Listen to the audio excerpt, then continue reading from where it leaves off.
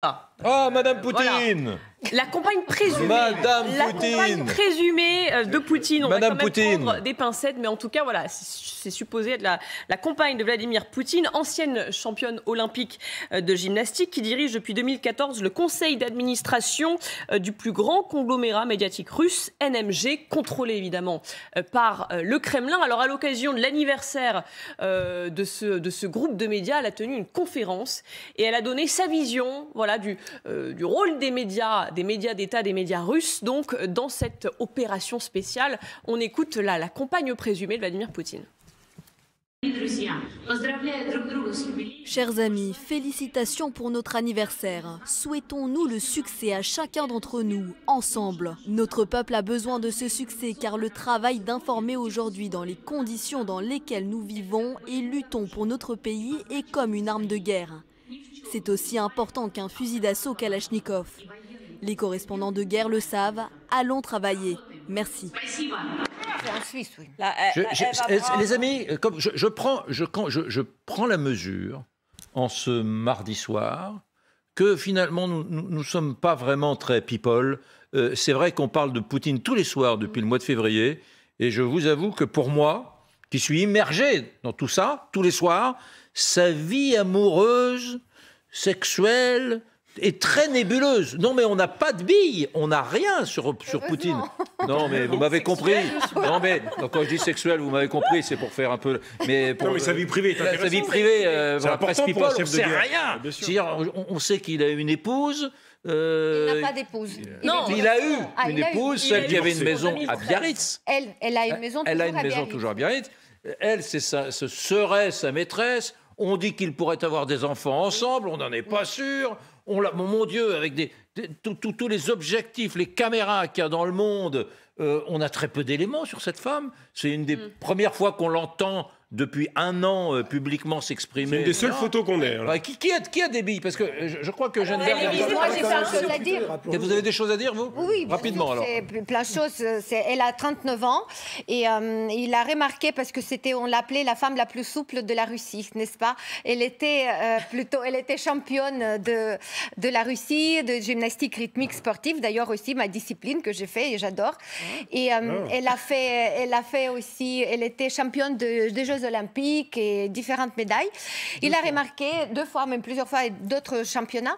Mais l'essentiel, c'est on n'a pas de preuves. C'est ça le secret de Poutine. C'est un homme qui cache sa vie privée. Il a plusieurs fois, quand on lui pose la question, chaque fois, il a répondu non, c'est ma vie privée et ayez le respect de la vie privée. Il ne faut pas s'aventurer sur ce terrain. Hein, c'est déconseillé.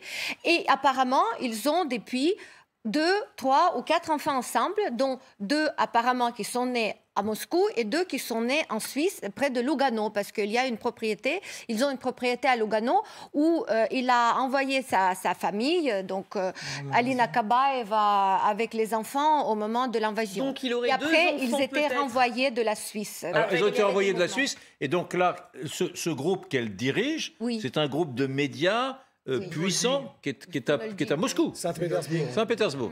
Mais il y avait des questions qui se posaient sur le fait que les 2 enfants qui étaient nés en Suisse auraient peut-être la nationalité suisse. Apparemment, ils ont tous les passeports suisses. Les 4 J'adore l'idée que Poutine soit un exilé fiscal, enfin que ses enfants et les enfants de Poutine aient des passeports suisses. Alors, quel pied de nez à l'histoire. Et pour les Ukrainiens, de voir Madame Kabaeva, Mademoiselle Kabaeva, ancienne championne olympique, aujourd'hui parler d'utiliser les médias comme une arme de guerre aussi puissante qu'une Kalachnikov, en même temps que toute la polémique sur les Russes aux Jeux Olympiques de Paris est en cours, je trouve que c'est formidable. Sachant qu'elle a été exclue pour aujourd'hui, c'est vraiment, voilà, on va même mettre les pieds dans le plat. Ouais. Alors, oui, il y a une petite affaire de dopage. Oui, elle a été exclue. Une question à Eugène Berg, qui est toujours avec nous. Effectivement, on sait peu de choses. Donc, il aurait des enfants et il serait fiancé avec cette ancienne gymnaste. On sait qu'il a divorcé officiellement de sa femme en 2013, son ex-femme Lyudmila Shrebneva. Est-ce que... Ancienne hôtesse de l'air. Pardonnez-moi ? Ancienne hôtesse de l'air. Ancienne hôtesse de l'air, voilà. Mais on sait assez peu de choses. Il n'y a pas de rôle de première dame, un peu comme chez nous, comme aux États-Unis. En Russie, ça n'existe pas tellement. Il y a une discrétion autour de la vie privée. Ah non, il y a eu le précédent de Gorbatchev que j'ai rencontré il y a très longtemps, quand j'étais en Allemagne. Et Madame Gorbatchev elle était très importante. Donc, vous voyez, et il a brisé. Donc, alors là, Poutine. Non, Poutine, finalement, bon, c'est tout à fait banal ce que je vais dire au début. Il veut montrer qu'il est marié avec tout le peuple russe. Et regardez, quand je vois des veuves dont les fils ont été tués en Ukraine, elles remercient l'État. Parce que finalement, excusez-moi, il y a beaucoup de femmes qui ont été délaissées par des maris qui sont des alcooliques. Et finalement, l'État est venu en aide. Et l'État, c'est Poutine. Donc, la mère qui a sacrifié son fils, elle a été soutenue par Poutine. L'État, elle remercie l'État. Et Poutine a joué là-dessus. Alors, pourquoi, effectivement, Kabaeva a fait un coming out? Elle a parlé. Alors, effectivement, il y a les Jeux Olympiques. L'autre interprétation qu'on peut s'efforcer de dire, c'est soit la fin de Poutine arrive et elle veut capter une partie de l'héritage politique, symbolique ou même financier, et en même temps, elle joue le rôle un peu d'Evita. Evita Peron, c'est le colonel qui a pris le pouvoir, elle a joué un rôle important. Et en même temps, étant donné que par rapport à l'URSS, les femmes ont très peu de rôle. Il n'y a que Valentina Matvienko, qui était l'ancienne gouverneure de la région de Leningrad, et qui est maintenant présidente du Conseil de la Fédération depuis 2011. C'est la seule femme. Bon, il y a évidemment la Banque centrale qui parle très bien français, mais il y a très peu de femmes. Donc là, on montre un visage un peu jeune et on veut attirer une certaine sympathie à son égard. Voilà une autre interprétation que je peux apporter.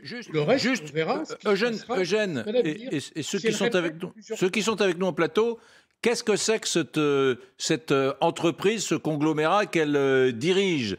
C'est quoi? C'est un groupe de presse, de médias, comme il y en a en France? C'est le plus important? Ou c'est un petit truc avec un ou deux journaux et une radio?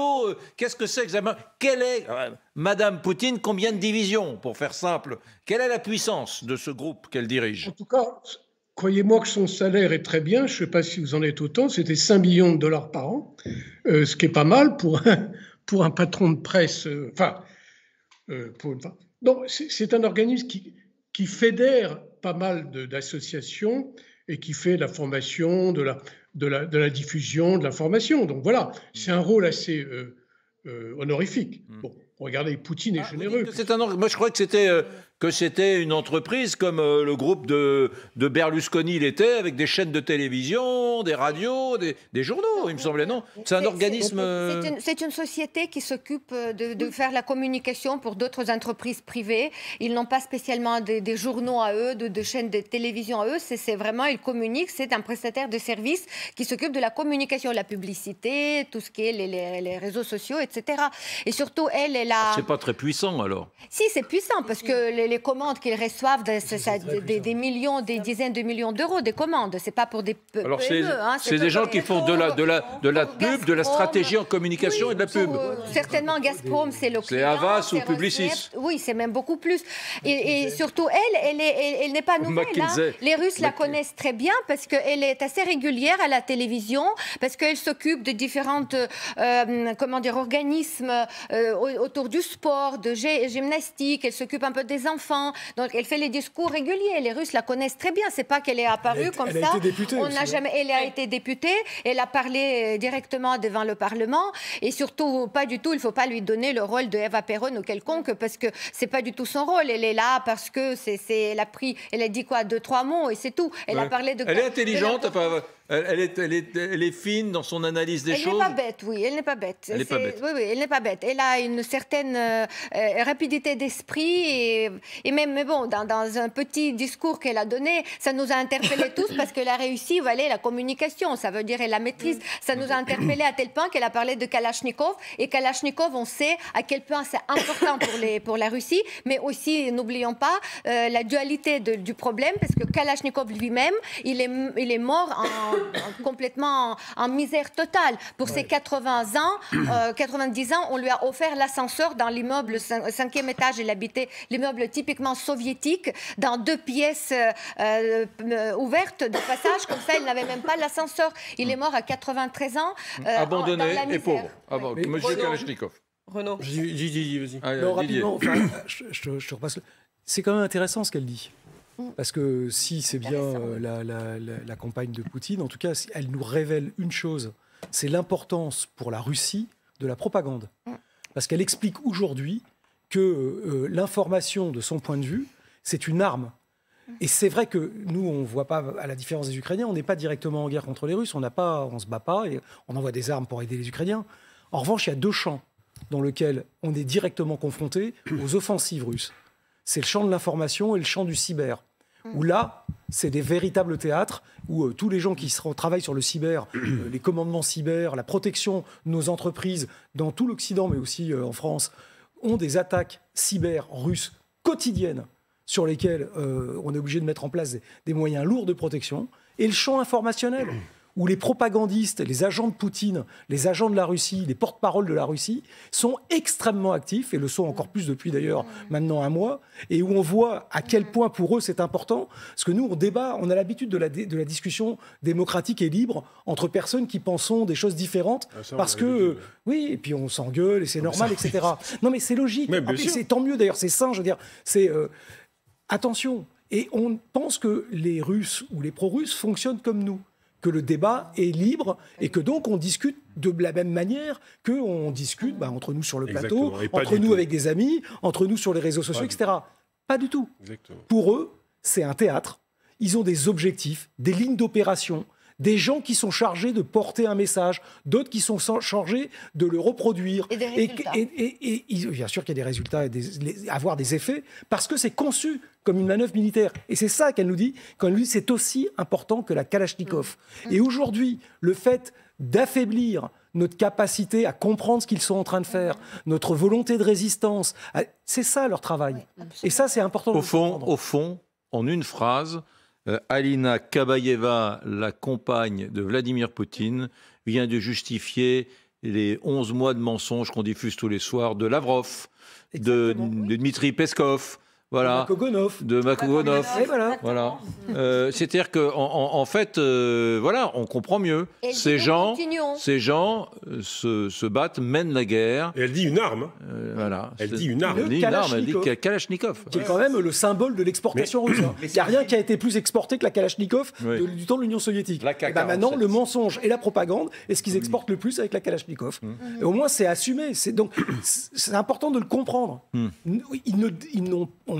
On n'est pas dans un débat où les opinions s'échangent de même nature avec nos camarades russes.